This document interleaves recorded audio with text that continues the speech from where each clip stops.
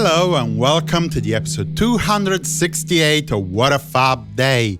I am your host, Simon Mas. Lots of things happened today, including the start of the editing work on the Magical Mystery Tour film, the completion of Happiness is a Warm Gun, and the first studio recording session of John's newest band.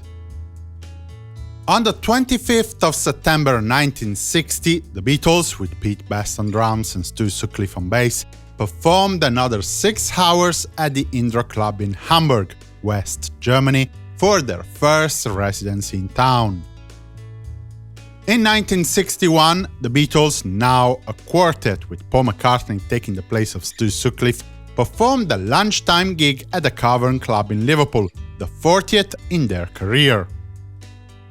Moving on to 1962, we get the Beatles with their definitive lineup with Ringo Starr on drums, playing an evening gig at the Heswall Jazz Club in Heswall.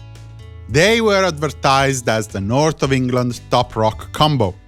Also on the bill, Jerry and the Pacemakers. On the 25th of September 1965, the Beatles cartoon series began in the United States, televised on ABC for 3 seasons. Each episode was titled after one of the songs of the 4, with a plot modeled on its lyrics.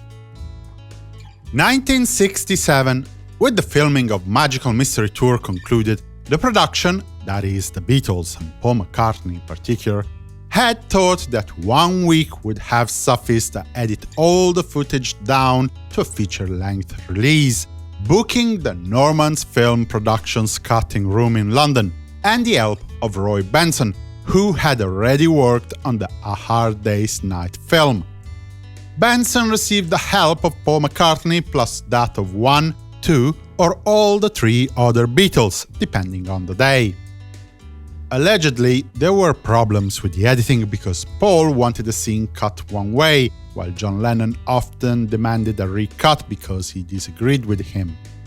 Anyway, for whatever reason, instead of 1 week, it took Benson 11 weeks of work to finish the film, typically working from 10 AM to 6 PM every day. The Beatles in attendance would then go on to the EMI studios to have their evening sessions.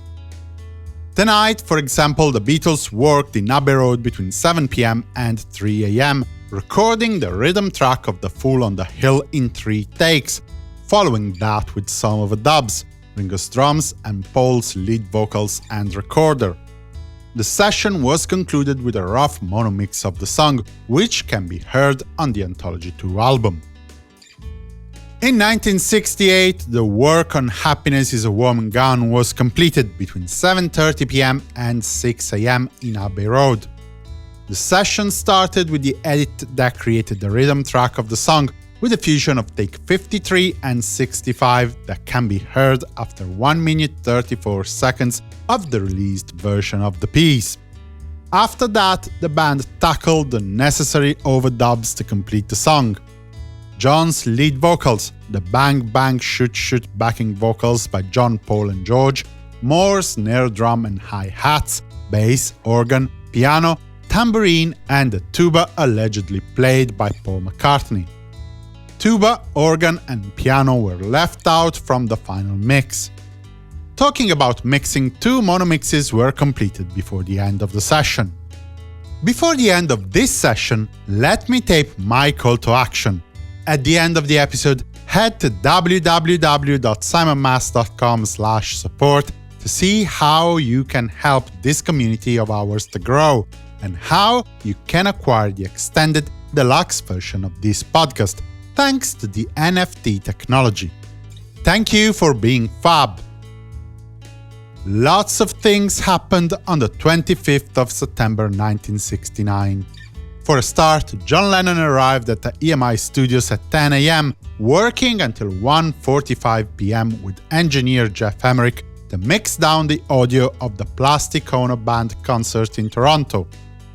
The stereo mix of all the tracks was released on the Live Peace in Toronto 1969 album, apart from Don't Worry Kyoko, which was remixed on the 20th of October. See episode 293 for that. In the evening, Paul McCartney and his wife Linda attended the UK premiere of the film Midnight Cowboy at the London Pavilion. It turned out to be the couple's last public appearance for months. Meanwhile, between 7 p.m. and 1:30 a.m., John Lennon, Yoko Ono, Eric Clapton, Klaus Voormann and Ringo Starr recorded the new single of the Plastic Ono Band, called Turkey, recording 26 takes of the rhythm track, with John Lennon doubling as producer. It was the first studio session of John's newest outlet to make music, just 5 days after John announcing that he was to get a divorce from the Beatles. See episode 263 for more information on that. This concludes today's episode. Tomorrow we'll see the Beatles' last album coming out in UK.